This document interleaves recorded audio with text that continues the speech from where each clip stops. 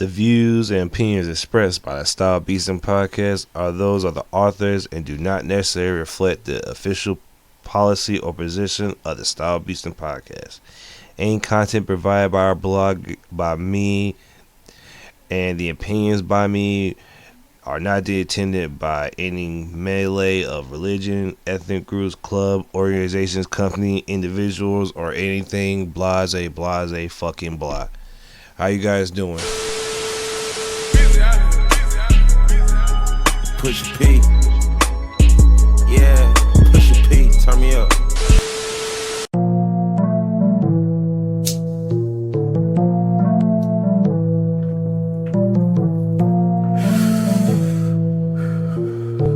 DropTop. Zaza. Okay. We gon' pull up in some Tahoes. Fill with my niggas and bitches. They don't get money, the motto. Shredding waves like I'm Otto. Full pockets filled up with money. Feeling like I hit the lotto. Okay. Flexing on all of these bitches. Black shirt, Johnny Bravo. Okay. Wherever I'm gonna go, these little hoes gonna follow. Told her to chill and be cool. Ease up when she swallow. Then I get back to these streets. Getting money is the motto. I'ma give them what they want. Hey guys, what's up? We're back with another new episode of StyleBeasting Podcast with me, your host, Delton Wall. And this is the first official audio recording of the new year. The last two episodes were for our pre-recording them before Christmas and New Year's because I was going to be with my family. So there was no point in me like trying to do, I guess, podcast work while I was with my family because I was just mainly spending time with them. And that's what the holidays are for, really, just spend time with your family instead of like I guess not try to work on stuff, but the whole year all you've been doing is working on stuff and doing like your projects, activities, but not a lot of people take time to enjoy the simple times or like the simplicity of relaxation, which is a good thing, trust me.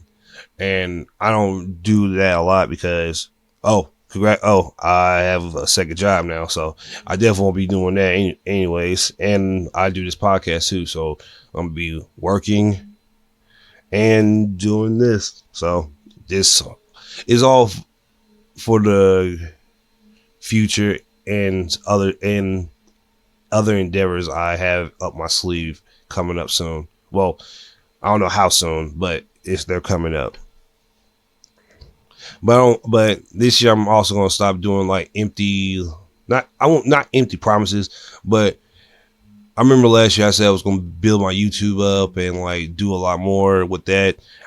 I said that like a year and a half ago, so I was like, yeah, man, I do this YouTube and put it on there. But I thought I would be able to like really get a lot of this stuff off easier, faster. But with the whole copyright strikes and all the copyright music I play in my podcast, I'll have to like sit down and like go through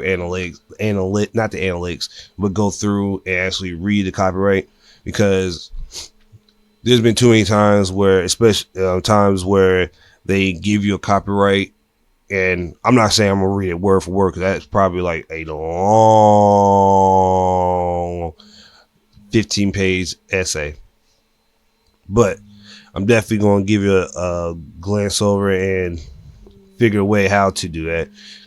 I'm probably not going to play copyright music. I'm probably just going to play like my a couple of my friends' music and just use that, because I normally just pick like a hot song, a song that I like, and put it as the ender. Because at the beginning I was just recklessly just putting music in. Like I think when I recorded with Alex Steele, I just played Free Joe Exotic, like for I think I played the whole fucking song and then even like edited it, but I just lowered it down. And there was another country song I used as like a reference track type shit and like as a joke. But I'm about to really go back and edit a lot of stuff. Well, not like just the end songs, and like if I did have music playing, which I pretty much did, that was the only episode I had like that.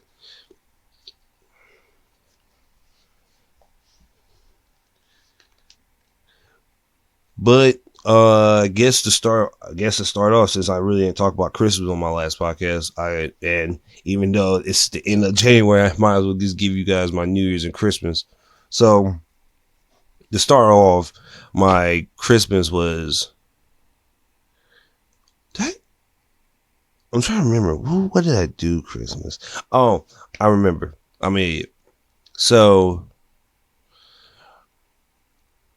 it was my niece's first, well, not her first Christmas. It was her first Christmas with her being so cognitive. And by cognitive, I mean like, she's running, she picks up stuff and she's smart. She's like, you know how babies become toddlers. Like, she wasn't 1 until October of the next year because she was born in October. So she did celebrate Christmas, but she wasn't like, she was only like a month and some change when she had first Christmas. With this being her second Christmas, she was able to like enjoy more and run around more, which was pretty adorable. Which is pretty freaking adorable when I saw it. Cause as soon as she came in the house and saw it, she did a little cutesy like spin. She didn't move her lower half. She just was swaying with her top half. And when we start opening gifts, I haven't seen her face light up that much. She was grinning from ear to ear. She played with all her toys.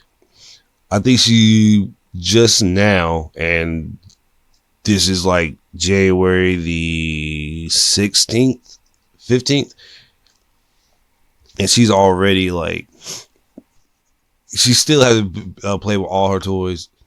I think she's just now starting to use her karaoke machine, which is funny. She yells and talks so much, but when you put a mic in her hands, she just gets quiet, or she'll just take your cell phone, play with it. But when you have her like try to call somebody, she gets quiet, don't say a word. So that was just super funny when I saw it. But we're getting used to the karaoke machine. We haven't got her singing yet. But she did get a wagon, and when I tell you that her getting in that wagon, she looked like a little Red Riding Hood. It was so adorable. And all my friends who had, all my distant friends who had Christmas or Kwanzaa or Hanukkah, depending on what race or what you believe in, I hope it was a good one, and I hope you were able to enjoy it with your family. Which, at the end of the day, that's the one thing I enjoyed the most is spending time with my family, because I know I say that a lot, like a lot, but I'm a family guy. I have no idea why, but I'm just a man. I'm just a family man.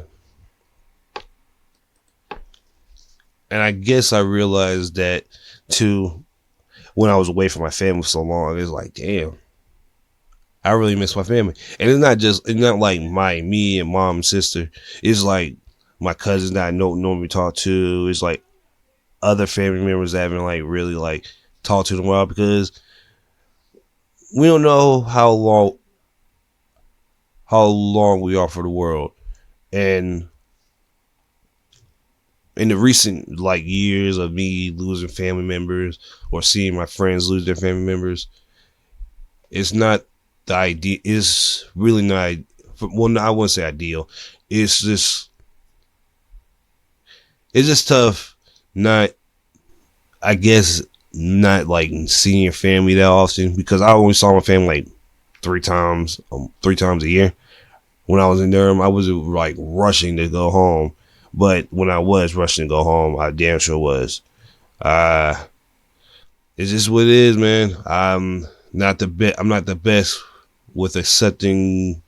I wouldn't say not the best at accepting death, but when death happens, it hurts. It hits me hard. It hits me. It don't even matter if it's not me. It could be shit. It could be I think it should be some random dude or random person,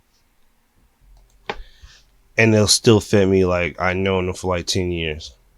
Oh, also, I have a guest with me again today. So my my niece Maya. So if you hear like baby coos or like babies or you hear like a baby just yelling, it's my niece. But she's just with me today while I record, not we. Well, I guess we record, aren't we, Maya? Yeah, that's what I'm talking about. So, what was I back? I was talking about.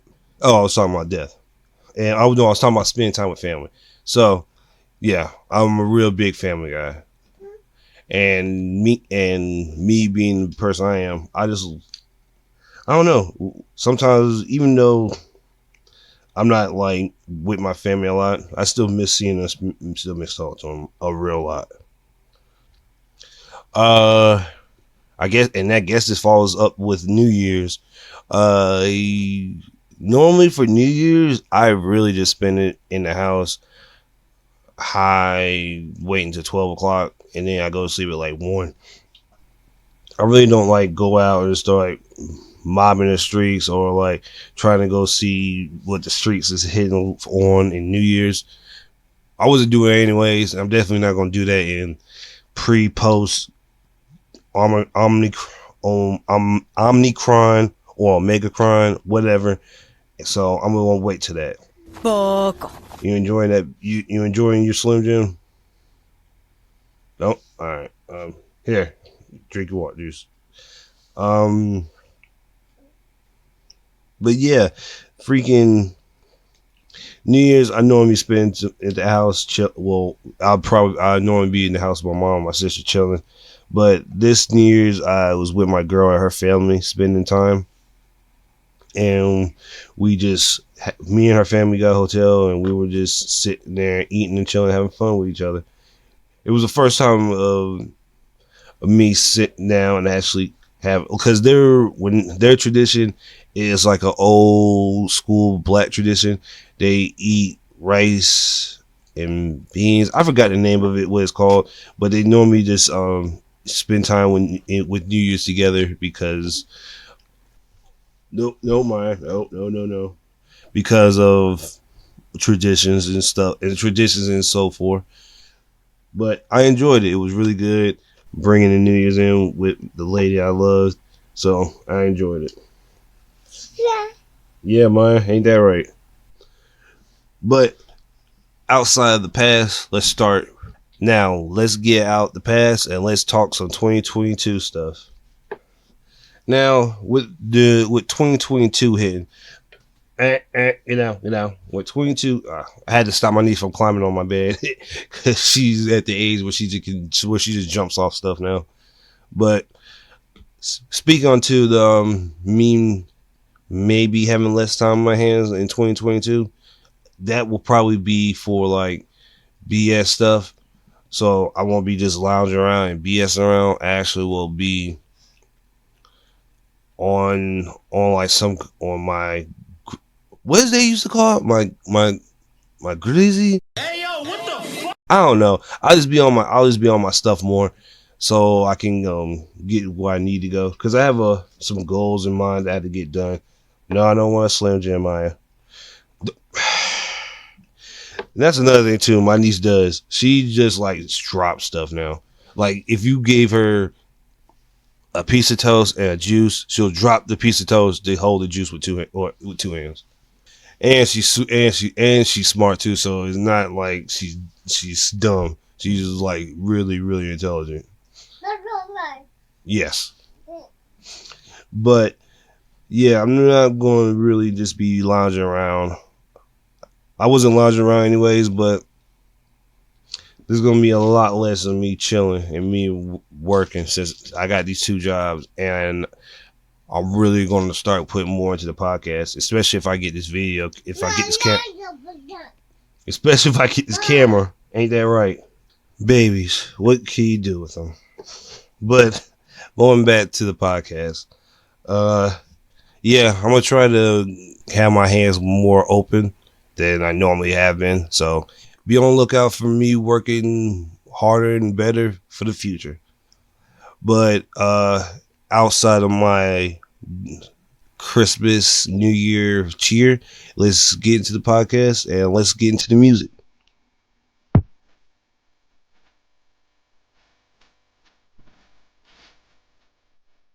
So, I know we said we were going to stay in 2022, but I definitely need to get this out.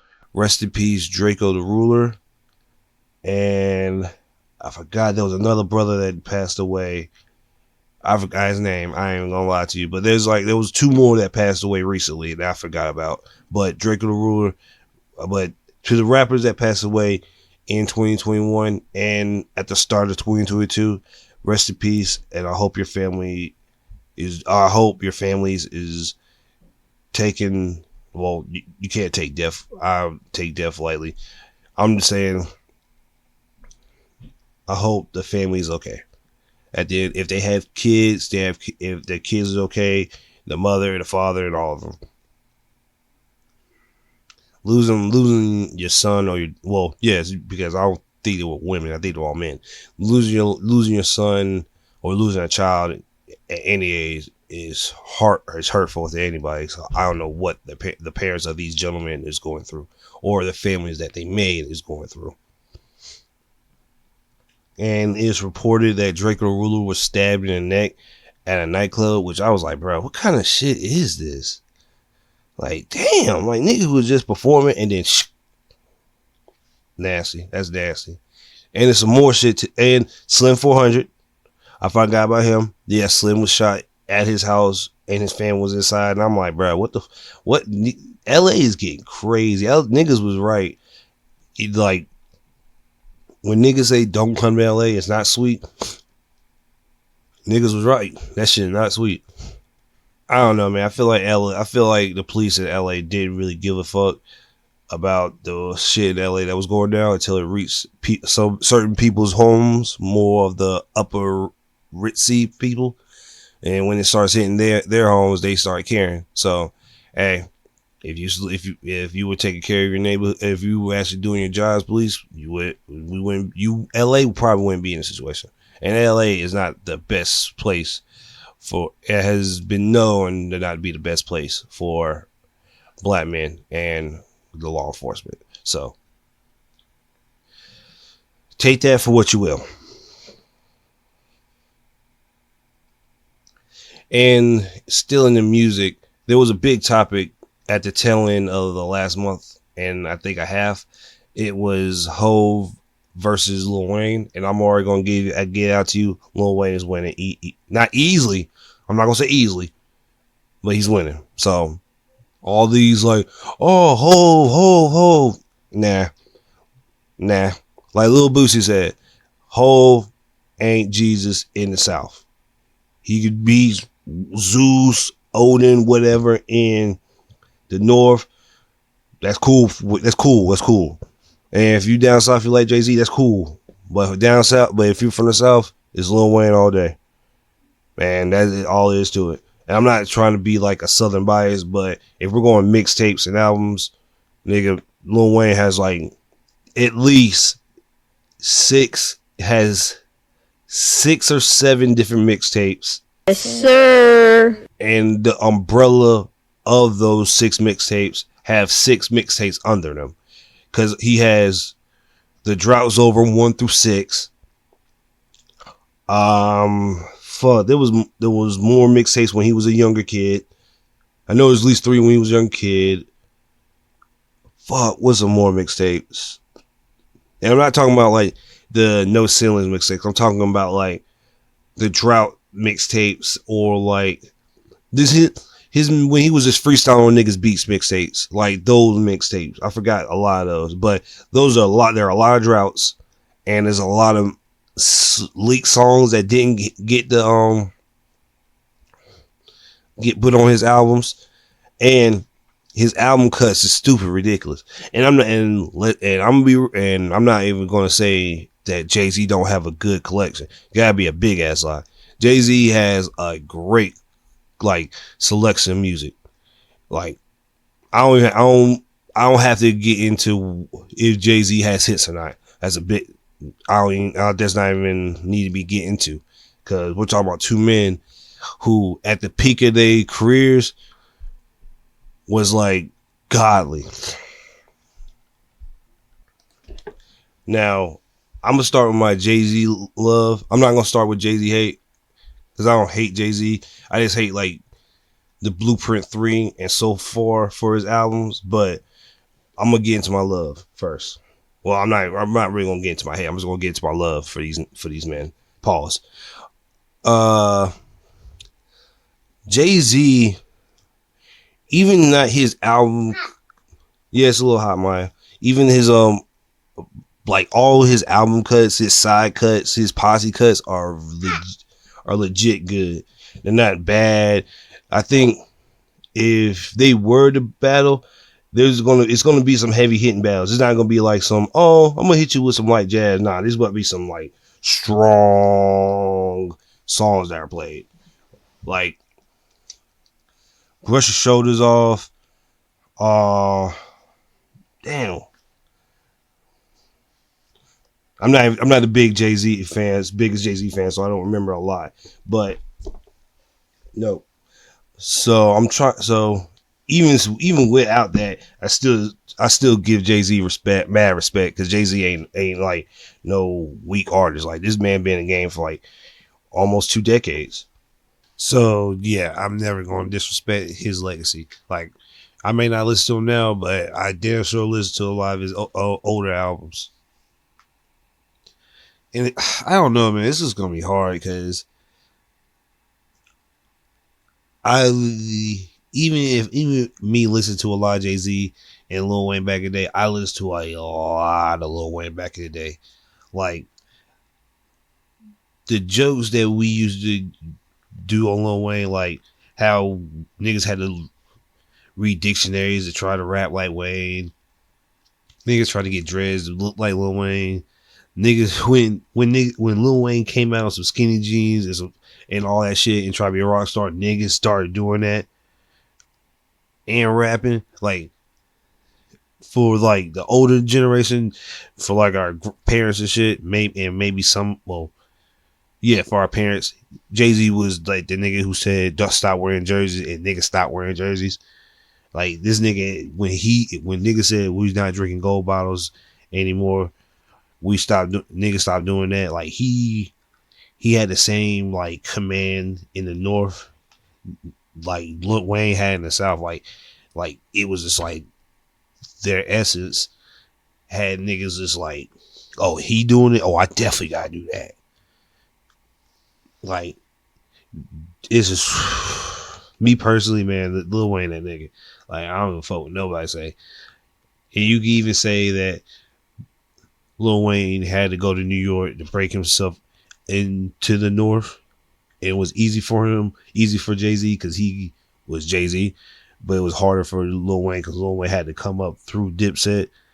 But even still, me personally, it was Lil Wayne and Joel Santana. Jim Jones was like damn sure number 3. He was like he was like in the back 3. And by that, I mean, my ranking of Dipset is Joel's, Jim, Hell Rail, Cameron. But the likability puts Cameron higher up people's catalog because Cameron's like he's more of a people person, I guess, and he's funnier. So it like escalates him more on people's list. And he did have a bunch of great freestyles, and his albums were great. Like, I'm not going to shit on Jim Jones. I like Jim Jones. I'm not going to shit on Cameron, but I like Jim Jones too. Like, I forget what album was that. See, now I got to start looking for my shit, because I just got their album. They're like their old shit. And I just got Joel Santana. And we're going to talk about Joel Santana too. Not Joel Santana, but Jim Jones. And that whole Freddie Gibbs thing that ties into more shit. Yeah, the diplomatic community. And diplomatic community too. Like, I listened to a lot of Dipset. And when Oh Boy came out, because I was in my aunt's house, I was like, oh shit. I didn't say oh shit because I was a kid. I didn't know what oh shit was. But I was like, dang, this song hard as hell. I was like, I ain't trying to sing Oh Boy because my voice is scratchy right now. So coming off a cold. So I ain't gonna sing Oh Boy. But yeah, that's my shit though. Oh Boy is like, that's probably in my top 20 songs of all time that I love. Like that's a great song. But yeah, man, back to the Dipset thing. Yeah, that's how I rank the Dipset guys. And low key, this ties into the whole Lil Wayne, Joel Santana, Dead Presidents diss when they dissed Nas and Jay-Z.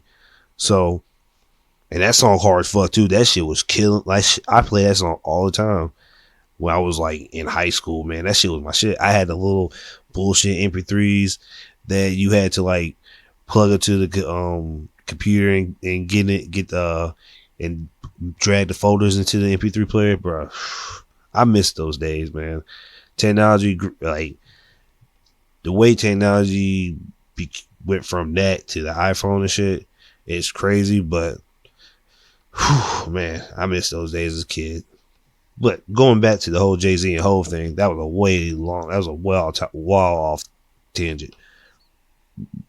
It's gonna be a tough battle for Lil Wayne. I'm not saying Lil Wayne's gonna jump in and 19-1 them. Like, no. There's gonna be a lot of posse cuts. Well, I don't know if Jay-Z will play a lot of posse cuts. But there's gonna be a lot of tracks that Lil Wayne's gonna have to like stand and eat. Like he'll play that Alicia Keys song he has, Welcome to New York. If he plays that Lost Ones with Mary J. Blige, that might be a two guarantee. But Lil Wayne plays a Millie, that's a guarantee. Hustler's music is a guarantee, maybe. Duffel Bag Boy might be a guarantee. I don't know. That's hard. Because he had to bring 2 Chainz out. If you bring 2 Chainz out, it's over. But if Jay-Z doesn't bring nobody out, it's gonna hit. It's not gonna hit as hard. So I don't know. That's gonna be a rough one. Even though it's never gonna happen, the battle is just depending if Jay-Z brings people on for the posse cuts, it's gonna help. If Lil Wayne brings his friends and family out and performs a song, not all the songs, but select songs, it's gonna hit. But we'll see. But we'll never see because it's never coming. But yeah, even though his Jay-Z put out a statement saying he doesn't feel like, let me read it because I don't want to put words in his mouth. Pause.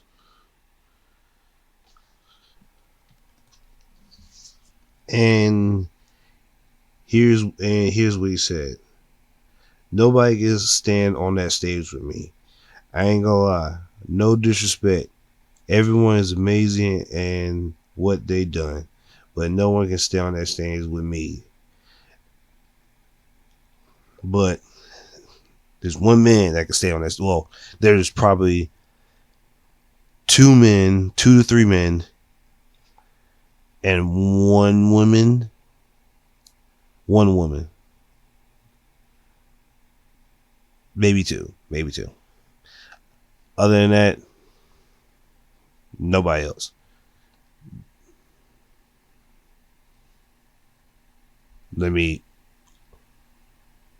Yeah. 4 men. No, 3 or 4. 3 to 4 men. Yeah, there's only 3 or 4 men in hip hop that could stand across that stage with that man. There's only 1 woman that can stand across that stage too. Maybe 2. 2 at the max. Other than that, nobody else. But off the long Lil Wayne and Drake makeup verses, let's get to my pre-consumption of Freddie Gibbs being the punching bag in New York. Now, in the recent weeks, Freddie Gibbs has been dissed and jumped by multiple people on social media and in real life. Now, I'm not a Freddie Gibbs hater. I used to be, but I'm not. This is not me trying to be funny and try to shit on Freddie Gibbs. Freddie Gibbs is a good rapper. Shit, beef just happens and old beef just comes back up. Because apparently I think in Miami, Freddie Gibbs ran into Jim Jones and they had beef over some gang shit, some shit that is on some street shit, and they got to a scuffle. I think he dissed him on the line too. I think he Uncle Murder dissed him in his year wrap up. Nani? And is that everybody in New York that did it? Yeah, that's everybody in New York. And I don't know. I have no idea what the hell just happened. I mean, DJ Academics has been dissing Freddie Gibbs, but I don't think Jim,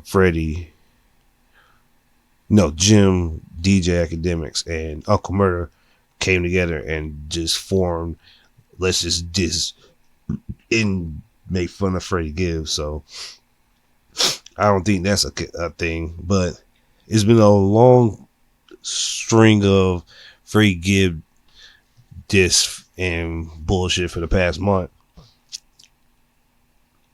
And even old beef with Gunna, which leads to a great segue to me talking about his album. I think Freddie Gibbs called Gunna a snitch because he was on Crime Stoppers for some shit. And this old snippet of Gunna in the Lambo saying, "I came from Freddie Gibbs. Niggas speaking fibs." Like, yeah, I guess he deleted it too, but it came out on his album and it brought back up when Gunna said Gunna's career is going to have a massive increase after my album drops. So here it is. Gunna dropped his album. Now, it was only for like just a line, so it wasn't that big of a diss. But if everybody's dissing Freddie Gibbs and you had old beef with Freddie Gibbs and you have that song you about to drop, I'll do that too. So fuck it. And you old niggas saying, "Hey man, that's lame, man. Why would you do that? That's a lame line." Shut the fuck up. This ain't for you. Y'all old niggas, go get your boom bap box and go do something. Go listen to Lord Jamar or some shit like that. It's slime season. It's slime music we about to listen to. Get your ass out of here.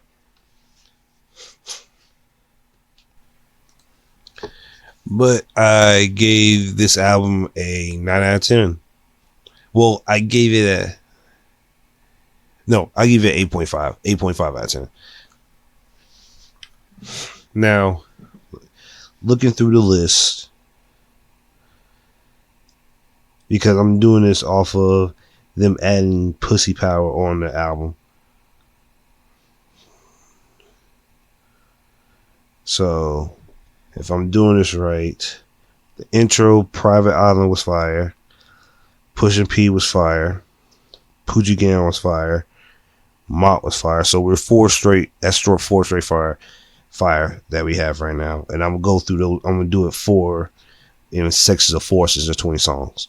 So Private Island, that's a great way to start a good album.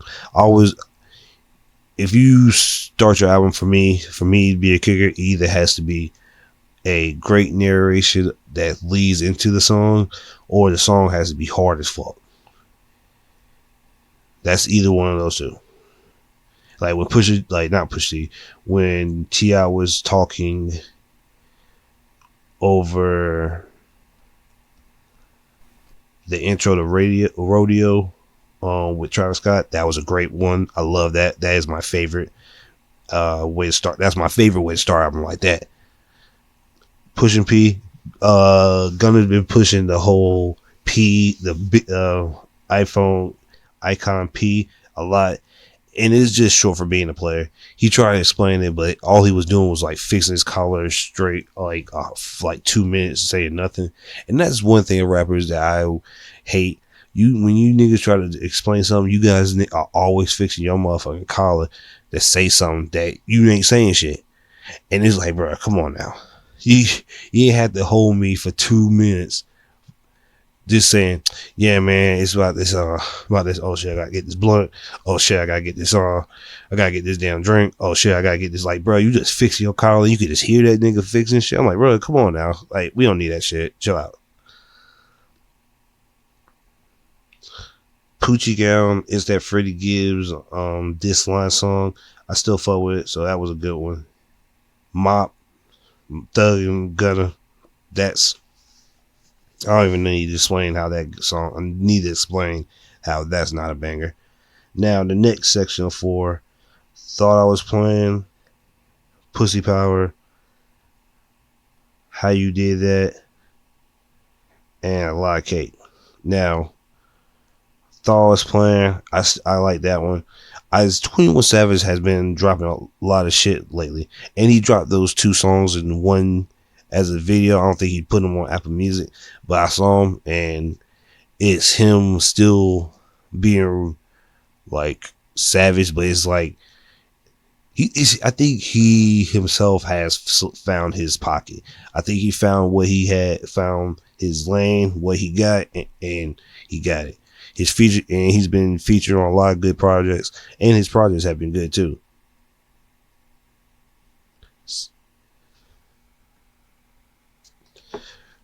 So he's already good on his shit. So I don't need to talk about how good 21 Savage is, because I've been a 21 Savage since, was it Slaughter? I think it was like, oh man, it was before Savage Mode. I know that's for sure.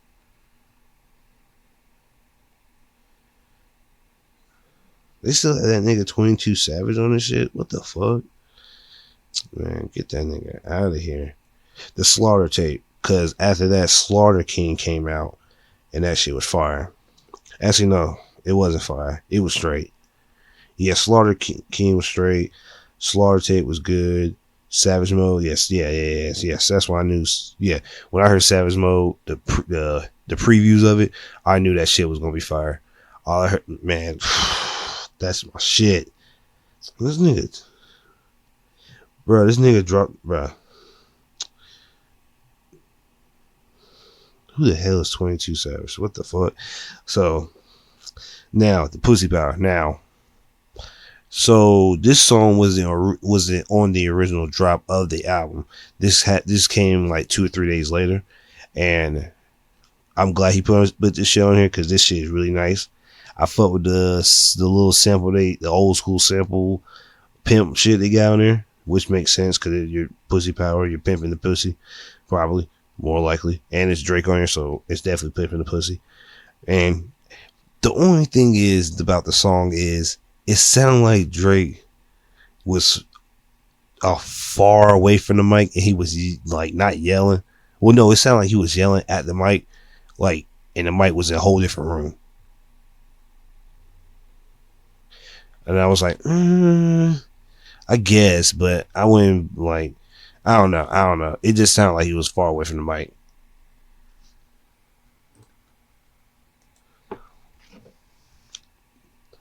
The last 2, How'd You Did That and A Lot of Cake, I was like, oh, they're okay.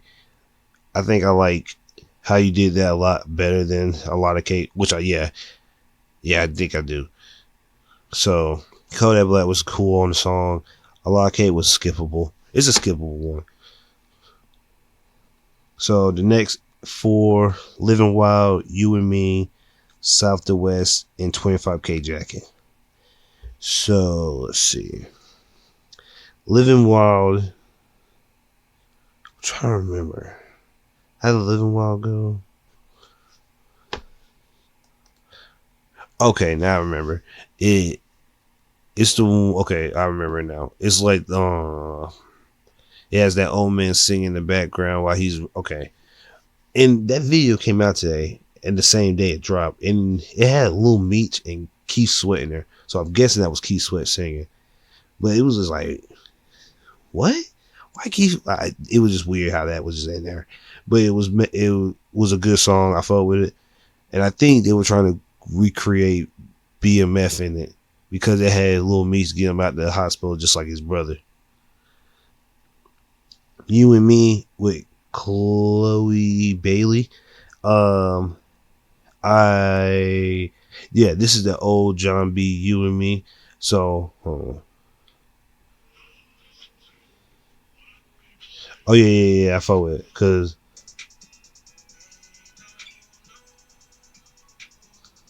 I fuck with it, cause Gunna and the guitar is a cheat code, and Chloe can really fucking sing, and I have a super crush on like Chloe Bailey, like she is like, boy, man, oh, Very naughty. Nah, I'm not going. This is about Gunna album. I keep my mind. This is about Gunna's album, not Chloe Bailey. But back to the song. Chloe Bailey killed it. I like the song. And with any song with that John B. Sample, it's already gonna be a win anyways. So South to West. I think I forgot about South and West for some weird fucking reason. Yeah, I fuck with South and West. 25K Jacket, it's Gunna and Lil Baby. That's an instant win. So that's a 5-star right there. Now here's these next 4 right here. Now Too Easy. I don't know that bitch. Flooded. Life's a Sin. Yeah, and Life's a Sin. Now, I'm gonna be real with you, and this is straight from the heart. Any song, that Too Easy song is fucking garbage, bruh. I tried so many times to like fake like that song, and I couldn't do it, bruh. I couldn't fucking do it. That shit was horrible. I hate that song. I hate that song. I just can't deal with it. And there's a remix on it, so hell no. So no, fuck that. So I don't know that bitch. I did not know how G Herbo was gonna sound on this because I low key don't know how G Herbo sounds on anytime he features on a song. I have no idea. Like I don't even know what the beat gonna be. That's how out in the dark I am. And it's not a diss towards G Herbo. I wasn't on the G Herbo love train at first. I had to grow to love him as an artist because me personally, he was a Chicago version of Blueface, but people respected him more. So it's like it gave him more credibility because if the Blueface when he raps, it's just like trying to be funny. When G Herbo raps, it's like you can see that he's real and it's like comes across as pain other than him just trying to make a cool song. So, and he killed the song too. So, yeah. So, he killed this feature and the song was good. So, boom. Now, Flooded. Now, this to me is the breakout song. To me personally, it's like, it's the old Gunna. Give me a guitar. Give me a beat. I'm about to fuck this whole song up. This song about to be A1, nigga. Hold on, let me. No.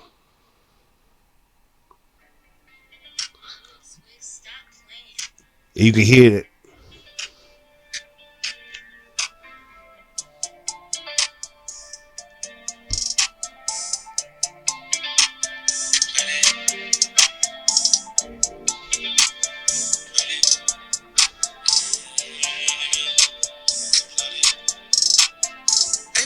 You hear that shit? You hear that shit? Flooded. Bruh, that fucking shit was so fucking hard, my nigga. Like, bruh, that's 35 seconds, and I knew that shit was gonna be hard. And you just know that, oh my God. Matter of fact, I knew it 15 seconds early, so I knew it 20 seconds in, this shit's gonna be fucking hard. Like, that's my shit. That's my fucking shit. Yes, sir. Let's see. Oh, and in the last in that 4 section, "Life Is a Sin" is a good song. I fuck with it, and I like Nietzsche. Nietzsche's starting to be a lot more on these YSL albums. Well, artists of Young Thug, and I'm growing on. He's growing on me. Pause. The last 4 is "Die Alone," "Missing Me," "So Far Ahead," is Empire's greater than "So Far Ahead." That's basically the title. And the last song is "Too Easy" remix. Let me go ahead and tell you now, if you thought I was talking trash about Too Easy, the original, the remix I hate. I ain't even listen to the remix, but I already know I'm gonna hate it. "So Far Ahead" is less than Empire, bruh. That's the first half is good. Is good. That second half, when he gets into this,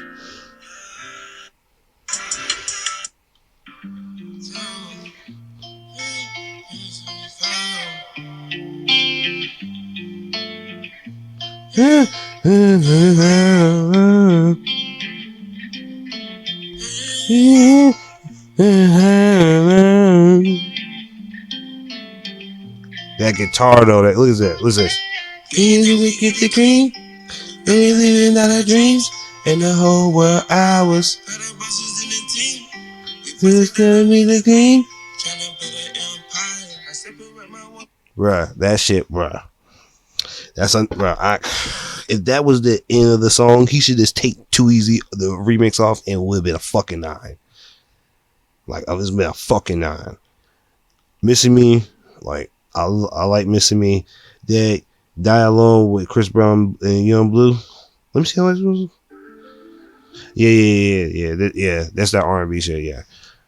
Yeah, I remember that song now. Y'all fuck with it. And in total, that's my. Let me not skip past that "Die Alone" song. I think I'm gonna re-listen to Young Blue's album because I want to hear. I mean, I know he can sing, but I think he raps too, and he makes his own beats. And I want to hear him on his own project because I want to hear him in full. Pause. Well, no, you can't pause. That's stupid. I just want to hear him in full. And it's Chris Brown. So that's an easy love song match. And with all that, that's the Gunna album. I gave it 8.5 out of 10. I would have given it 9.5. It would have took "Too Easy" and the remix off. So yeah, but I liked it. And it's outselling fucking Weeknd's album, which I think hopefully, well, it's not gonna be his last pop album because he hinted at another one. But I think, who knows, he might change it up after this end of this trilogy. I hope so. But out of music, let's get into manga and anime for us. Well,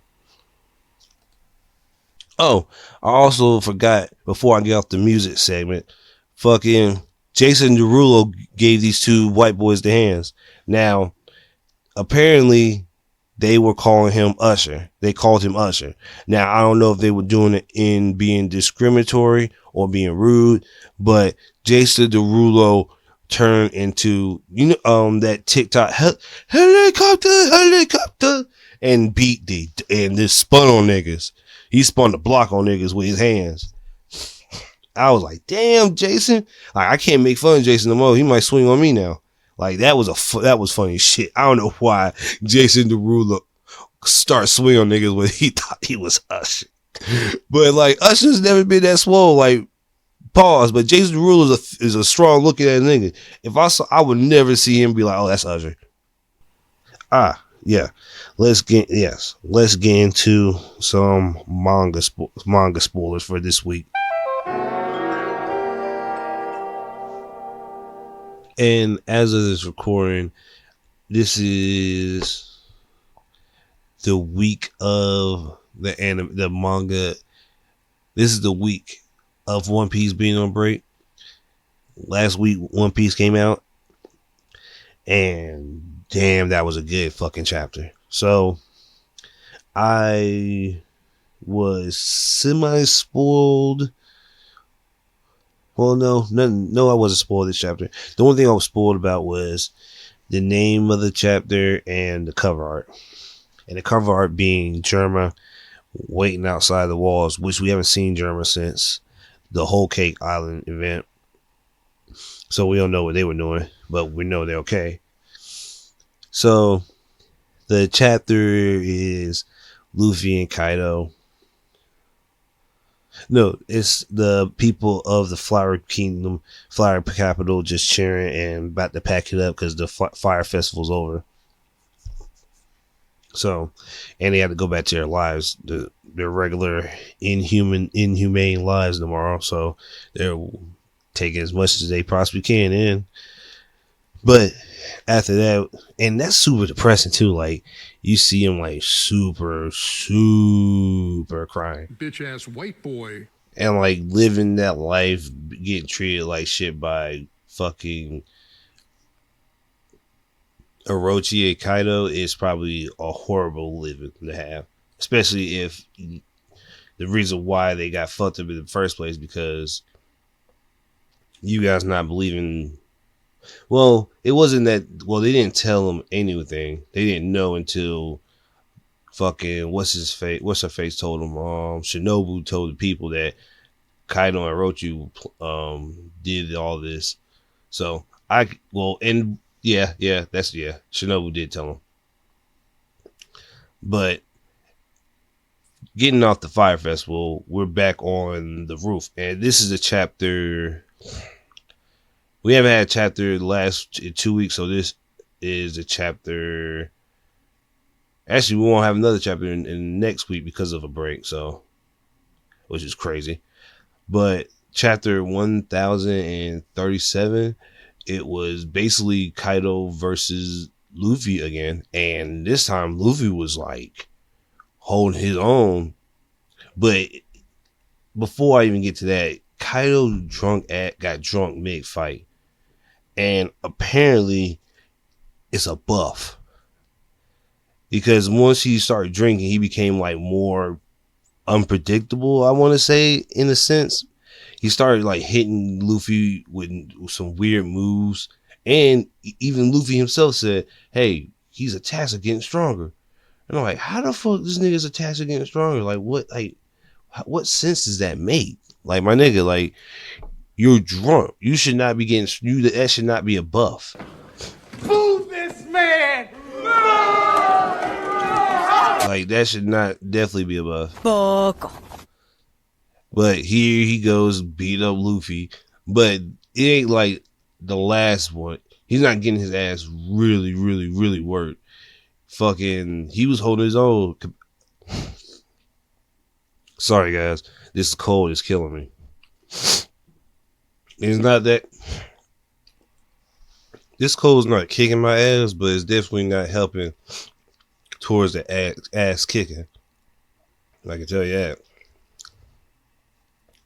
But yeah, this chapter was basically started off with Kaido getting drunk, Luffy being mad as fuck that Kaido's using his opportunity to drink instead of fight. Though we got a lot to do, and you over here drinking. And me thinking like this is all a fucking game. Like, why is fucking Kaido doing this? This nigga Kaido started hitting Luffy with new fucking moves, which is funny enough. It's the title of the fucking chapter, any damn way. But still, like, he came up with some new moves. He had like his parrying was like a lot better, which was crazy to me. Like, he ducked a gum attack and still proceeded to fucking fight Kaido. Now, me personally, I was like, all right, Luffy is top. He's top 7. He has to be top 7 because I'm putting him over every admiral. I don't give a fuck. Like, I'm putting him over every fucking admiral, including Akainu. He doesn't have to hit Akainu anymore because guess what? All he could do is just use Conqueror's Haki and Koten, and he's fine. He don't have to worry about hitting him with fucking he don't have to worry about hitting the magma. He's good. And and the reason why I said Luffy is you gotta put Luffy as top 7 because Luffy. Okay, now you could say that Luffy and Kaido both had brief moments where they was like, all right, I'm gonna take a little break. Because when Kinemon and the others fought Kaido and lost, he took a little sabbatical. When he knocked Luffy off beat Luffy the second time, he took another sabbatical. He was like, all right, cool, I'm chilling. I'm just sitting down, chilling. I ain't doing too much. And yeah, he had 2 sabbaticals like Luffy. He had to get his shit together, even though Kaido was on the winning end of those sabbaticals. He still had to take sabbatical. So I'm not going to sit here and say, now he has been fighting every fucking body. Now that's one thing I will say about Kaido. Kaido was not like, he won't fighting and losing. Well, he was, but he wasn't losing. Like, it wasn't like, oh shit, Kaido can die right here. It was just like, oh shit, Kaido just took an ass whooping.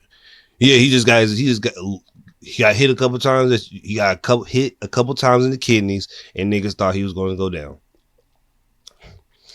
But you see the different stages of a drunk. If you ever been near an angry drunk person who don't know how to act, who go through like many stages of like, hey man, I love you, to like, hey man, I'm about to fuck your shit up. That's what Kaido is.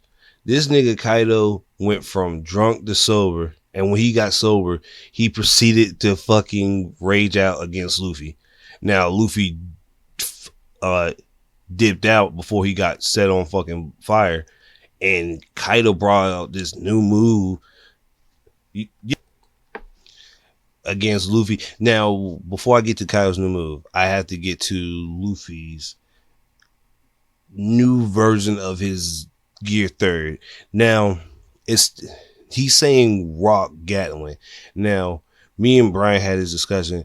Me and him think that the rock is just him using Rio Haki, and he just, instead of saying Rio Gatling, he's just saying rock, because of like a rock and a dragon is supposed to be in legend mortal enemies, so it makes sense. And I don't know what like Luffy is getting mad like buffs in this story. Like Luffy just got like 4 buffs and the story's not over yet. And the Wano's not over yet. He still has to beat Kaido. And even if you want to be one of those guys like, oh man, Luffy can't be, I feel like Luffy 100% with all the abilities he has now can beat Kaido 1-on-1. It's going to be a fight. Well, no. I won't say 1-on-1. I can't say 1-on-1 because that fire blast is like ridiculous. Yeah. I hate even saying, yeah, you're going to need to fight. You need a group to fight Kaido. I don't know why. It's just like, that nigga is just too powerful. That nigga is really powerful. And he's still going the like a long mile to fight Luffy. Like, he went from dragon to semi-dragon, and then his human form to like fight Luffy in like a span of like 2 seconds. And Luffy is just holding his own. Like, he's not trying to lose.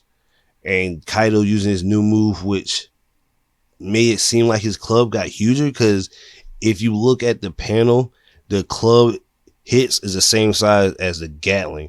And I don't think Kaido's club is the same size as Luffy's Gear 3 giant fist.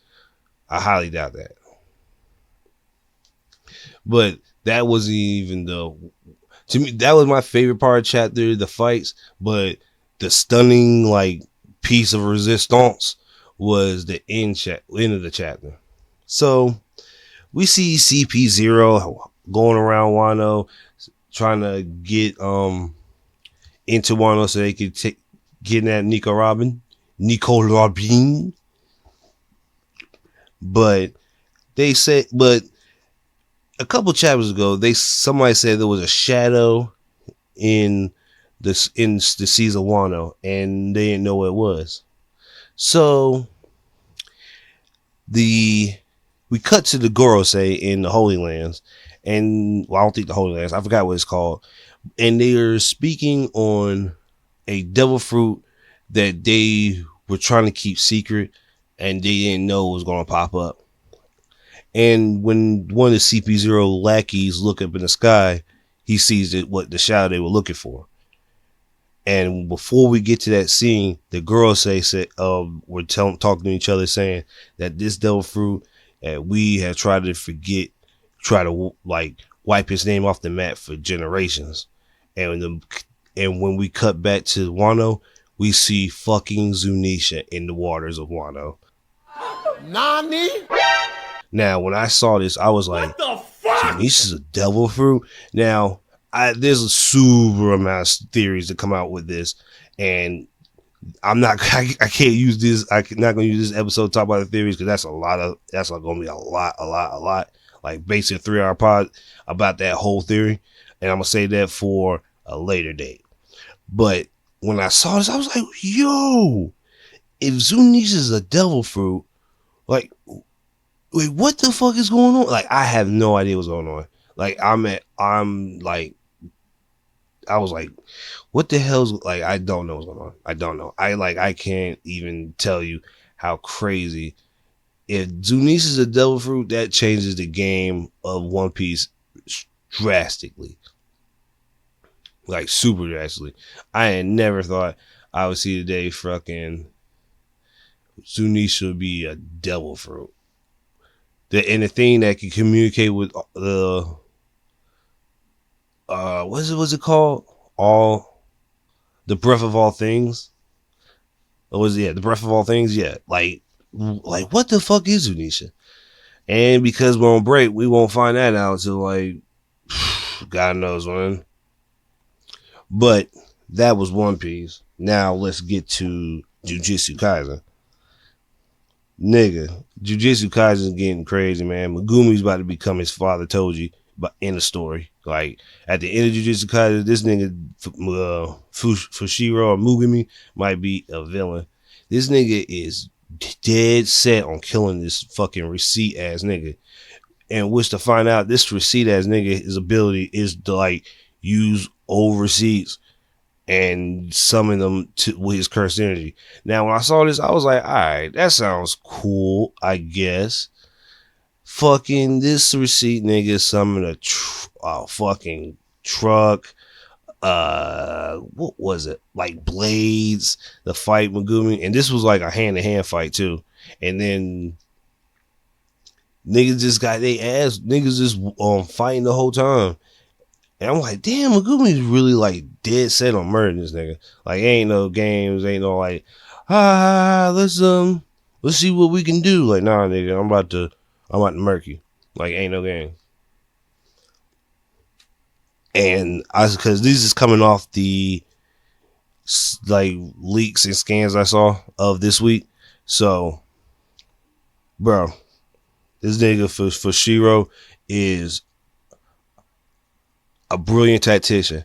And when I was looking at the old first chapter of Jujutsu Kaisen and I saw how Fukushiro looked and look how they look now, bro, it's like a whole night and day. It's like a time skip happened, like a 2-year time skip happened, but it didn't. And niggas just look evil for no fucking reason. But Fushiro killed the fucking receipt nigga by using his dogs to like rip like his ear, shoulder, and like half his, like almost not half his arm, but a little bit of his chest cavity off. It was gory. This shit was crazy. So, hey man, that's crazy, man. That's some wild shit. Oh, fucking, that's what happened to. I didn't talk about the last chapter. How Fukushiro is a fucking brilliant ass tactician. This nigga, the receipt nigga, try to get Megumi in a trap because he figured out that his domain isn't like a regular domain and it holds weight.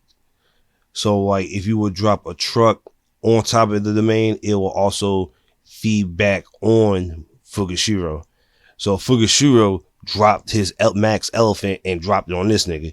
Now a fucking elephant weighs about 3 tons. So imagine holding 3 tons. And the only reason that you're able to hold 3 tons is just because of your cursed energy. Your legs are just broke. His legs are just broke.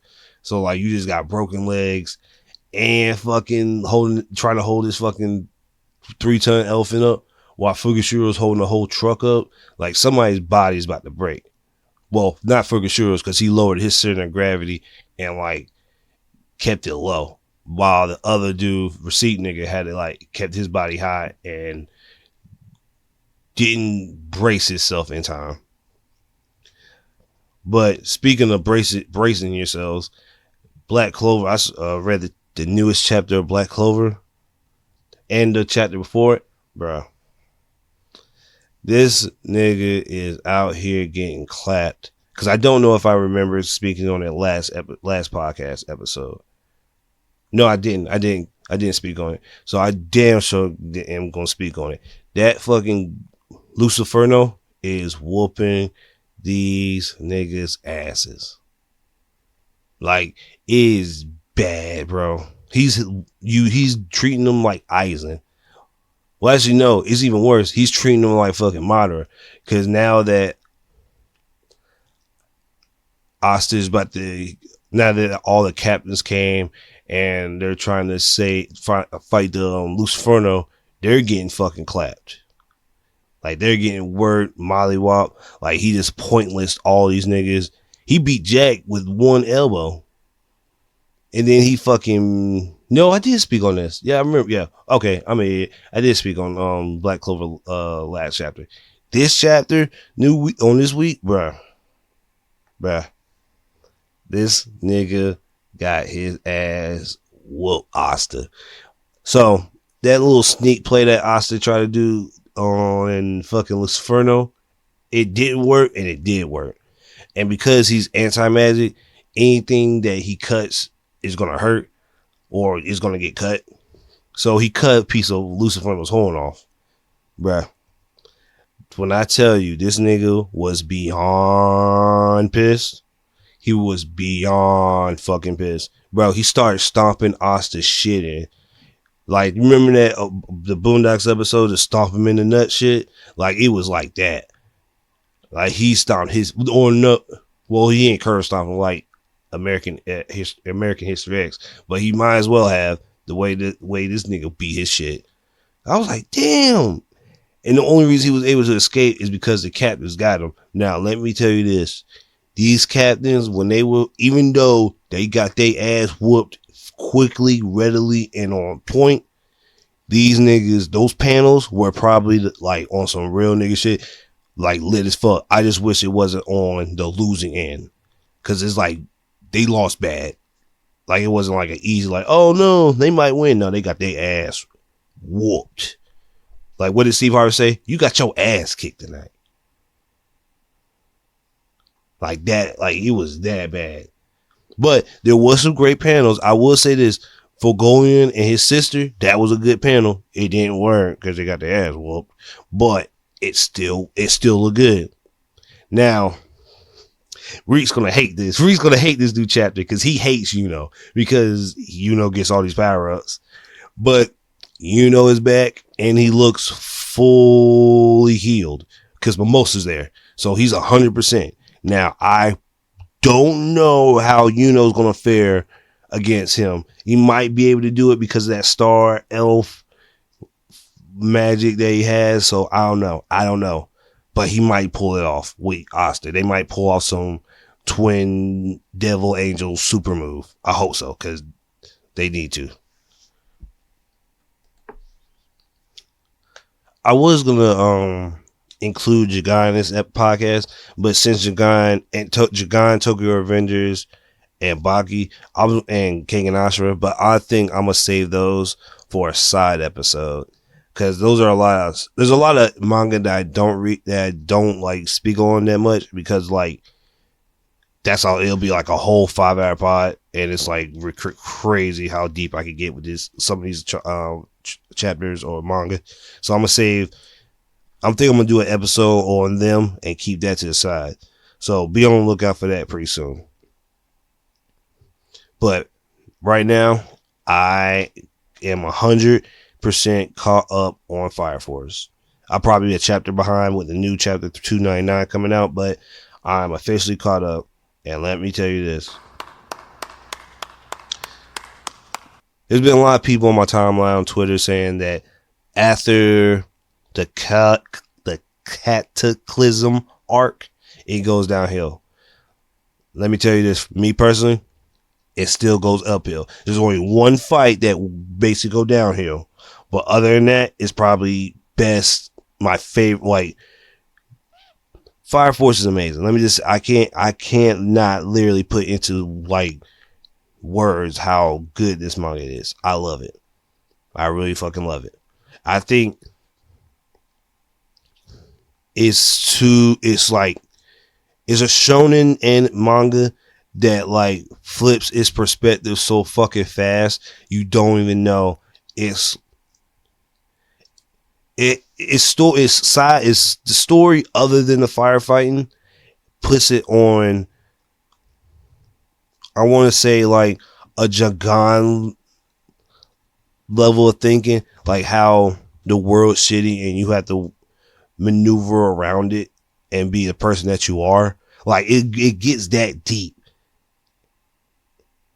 Like Fire Force gets deep. I think next podcast I'm gonna get into how deep Fire Force really fucking is. I might really have to get into like this shit. I might have to bring Brian on this shit. But this Fire Force gets mad deep. Like that shit ain't for like the play. That shit is like, nigga, I don't know if Fire Force they're even gonna show season 3, season 4 because of how deep in the human spectrum it gets. But I think that's it for the manga portion. Like I said, it's gonna be there's a lot of manga I gotta get into, guys, and I gotta give it to you guys. Just so be on the lookout. So I think I'm gonna get into the anime portion, the final portion for this pod.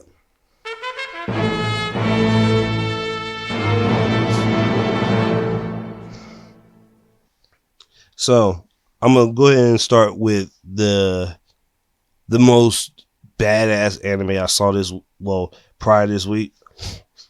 1007 episode One Piece was probably the greatest. Had the greatest samurais. Greatest. I don't even know what to say. Like it was great. Fucking. The red, like people been talking about shit about the Red Scabbers that they've been ass and they ain't do shit and they're just like there. No. Seeing them fight, bruh, I don't know. I clearly can't put into words how beautiful that scene was. I cried. Like I'm not even joking with you guys. If I could have recorded myself crying, watching that scene, I was crying, bro. Let me start at the beginning. No, and I'm not even talking about that ice only shit. I'm past it. I'm talking about when they got to the roof. Black Maria was playing that. I forgot what it's called, but women. I forgot what it's called, but it was like that little light little guitar thing. Japanese women play. When as soon as that scene started, that's when the beat started. I'm trying to remember. Did that scene? Yeah, because that scene started with Kinemon running and Cat Viper doing the uppercut. When the Cat Vipers did the uppercut, that's when like I was like, oh my god, what am I watching? Because it went to the uppercut, Cat Viper's uppercut, which is beautiful. Kamamatsu's Ring of Destruction. Dog Storm's like dynamic entry. Let me be real with you. I don't know who I like more in the Scabbards. But no, I take it back. Kinemon's my best one. But fucking Dog Storm or Cat Viper, bruh, I don't know. That fucking knife, like That dynamic entry that Dogstorm did was on some fire shit. And that uppercut that Cat Viper did was fire too. And that's another thing too. They took their weaknesses and used it to their positive. He just put a blade on his foot that Jack cut off, which Jack is not trash, guys. Jack is not trash. He's just trash in comparison because niggas is like, well, no, because Jack is easily top 30 right now in the verse because he can't beat Dofi. No, Dofi can't beat Jack because Kaido even said it because Kaido was like, oh, fucking, Dofi, you were too weak and shit. But when Jack took his L, he was like, nah, you're strong. It's just when you're fighting two Sulong that could actually fight, you're not going to win. So definitely Jack over Dofi. So Mammoth Boys, you winning. Freaking, what was next? Oh yeah, Kiku and Izo, the brothers in arms, with their long range attacks. Which Izo being a gun master is really cool. I was sleeping on it. I was sleeping, but it's not bad. I fuck with it. Denjiro, Ashura not having like signature attacks was kind of disappointing because Denjiro is technically the strongest scabbard, so he should have like a signature attack, and Ashura should have one too since he was a Yakuza. But the best move for me, like my favorite move and my favorite nigga, the six fucking Hokage. No, 7 Hokage. Well, no, he would be 8th Hokage. Yeah, the 8th Hokage, the 6th Yonko of the motherfucking sea, Raizo of the motherfucking mist. Nigga. Raizo put that nigga's, bruh. I told Brian this. I told everybody this. Raizo put that blast breath that Kaido threw in a scroll, wrapped that nigga Kaido up in that scroll, and sent that shit right back at him. Raizo is top tier. Like, my ability, Devil Fruit ability, is anything I put in my scroll, I can send back to you twice. Not twice the damage, but I can send it back. That's OP. That's OP as hell. Now, after that beautiful assault on Kaido, Kaido finally got serious. And now, when Kaido started doing his barrage of blast breath, that's when it got to like me like jumping and acting giddy. Like, bruh. No, it wasn't then. It was when Dogstorm, Ashura, Kinemon, Denjiro, Kinemon, Ashura, Dogstorm. Is that everybody? Yeah. They got into their Nitoryu stances like Odin and gave Odin the Odin Nitoryu, which was, oh my god, bro. They summoned the Odin stand. And now I will say this, the anime is taking liberties that I am thoroughly enjoying. Anytime the anime goes extra with the liberties and do extra shit, I'm always there for. Like, I'm always there for. Like, you ain't gotta ask me. So, as soon as they get into their Odin stand forms, bruh, their animation went to 1 billion. These niggas, the scene where Odin throws them off the grease fire and they jump down and become Power Rangers and land, they use that same scene. Them niggas are jumping through the air, flying, like Kinemon on God level. He using his, because even though his sword could cut fire, he over here cutting blast breath.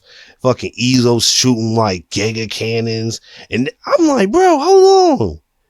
This nigga shot like the shot that he had regular size guns. He shot a beam out that blasted a blast breath. I'm like, What the fuck was this? Where was all this shit when you were fighting Whitebeard? When you fighting the Marines, nigga? And Nick, like Neko, oh my god, bro, these niggas was going in, bro. And the best scene, I cried, I literally tear up every time I see this scene. When the four lads go into the Paradise Tosaka, like you see the red swords whipping, like, Odin Nikaru, Paradise Tosaka, like, bro, oh my god, I'm tearing up right now. Them niggas put that X on that nigga. Greatest scene in the world. Top 5 scene. Top 5. Like, nigga put a whole, bro. And this is part 1 rupees. I don't even want to know what they plan on doing in part 2. Get on part 2 rupees. Nigga, I might literally flip my whole fucking room in my TV. Because, nigga, what animation y'all niggas gonna use? What animation y'all gonna use when Kid, Killer, Luffy, Zoro, and Law versus Big Mama Kaido get on the roof? Please tell me. Matter of fact, fuck that. The new opening told me how it's gonna go almost. Bruh, we saw hype, bruh. 2022, oh my, 2023 is about to be sick. Bruh, One Piece might... Bruh, it's crazy. I can't even get into, bruh. Let's go on. You know what's even crazy? I'm going off on this episode, and the next episode is about the Ice Sony, which I don't give a fuck about, because spoiler alert, they get healed and but they're gonna draw it out. Then the episode I'm gonna have fun with is when Apu gets chased by Kaido, Drake and fucking Zoro. That's gonna be the funnier scene. But off of One Piece, I saw a new anime called The Orient, which, funny enough, is made by the same author who made Magi. The opening spoiled some things because the main character has a sword, and it's like really the opening is really cool. The opening is really cool. It's nice. It's fucking fire. But when I see the main character, he has a pickaxe scythe. And I'm like, this looks cooler. Even though his sword looked cooler because of the effects and all the other shit. But I don't know. I like a scythe. I like a good scythe main character. I don't know why. I just play Neo, so I guess so. But it's about basically demon hunters killing demons. But because the demons won, they changed history. So the demons look like the good guys and the demon hunters look like the bad guys. And the demons are supposed to be like I said, the demons are supposed to be the good guys, and they're asking the people to dig and mine for them. And they can, if you get good enough, you can go up to them and check them out and be friends and work for them and help your family. Well, the main character figures out this is bullshit, and when you go up there, you get eaten and get served, and you have to work there like a slave. Now, when you see the demons, damn it, this code is really kicking my ass. When you see the demons, they look like Blood Sea demons. And if you haven't seen Blood Sea, check it out. It's gory, but it's really crazy. But I haven't seen the second episode yet. I'm going to check it out. But I'm not going to spoil too much, but it looks like a really good styled out anime. It looks good. I feel like it's going to go do well like Magi did. And 2022 is the year of sports. I was on Twitter. I saw this blue dragon and this dude playing soccer. I was like, okay, these dudes are using super techniques playing soccer. Definitely doing that. I'm watching that. I don't know what it is. I saved it. I don't know. I'm gonna watch it because Blue Lock also comes out this year and there's a new trailer for it. I'm watching that. Slam Dunk comes out this year. I'm watching that. It's just a year of sports. It's a year of sports. And I might read Ice Shield. So I'm out. It's out here. And Kuroko knows basketball. So, and Haiku. Bro, look. Year of sports. It's the year of sports. And Haiku's coming back season 5. What the fuck? Like, come on, my nigga. Like, chill out. I'm about to put on soccer gear. I'm about to wear nothing but sports outfits for the year 2022. So you might see me in a full Michael Jordan outfit for no reason.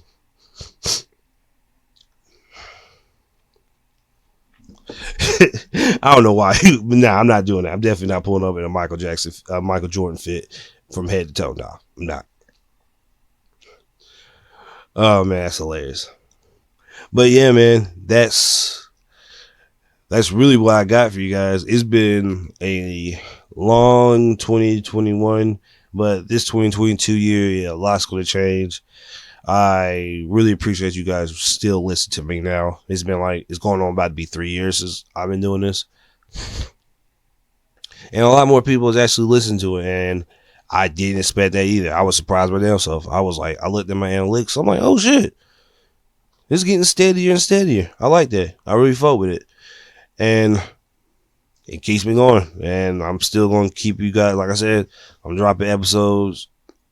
Now, depending on next week, probably I'll find out a little bit more about my new schedules coming up. So, depending on that, the days I'm off, I'm definitely going to drop the episode. And we're going to keep it booming. And if hopefully, pray to God, some more good news happens, I'll let you guys know. And you be the first to know. Besides my mom and my sister and my niece. But thank you guys for listening. And c'est la vie. Puncher next to me made 100 off the dark web. Doggy got that fake babe, 100 for his shark head. T-shirt chrome, tell the little bitch my heart dead. Vanilla this, vanilla that, the young Tron was Giffy grab. Made his whole car stop, I fucked around in 50 cal. Late night, you only talking something like Jimmy Fallon. Put that little fucking gun down, my hitman really active. 2 titties, get your ass 100 piece. Track tools, walking around in $1,000 running sneaks. Subi jeans looking tight cause it's a dub in these. 2014, True Religions, belt double G. So much ice on my neck, the bitches in the club don't freeze. All the shit I seen up in my life and make your stomach queeze. Thinking shit sweet, come and see. Fell asleep and woke up confused, I done drunk at 3. I've been dogging hoes since I was 12, this shit ain't nothing new. Dog shit militia, up some paper, we won't fuck with you. Buy 1,000 on the Cartiers, I got the Buffets view. Fuck around and dunk on your ass if it's up with you. If the chopstick jam, shit I'm getting hands on. If your piece is in, why you never put your mans on?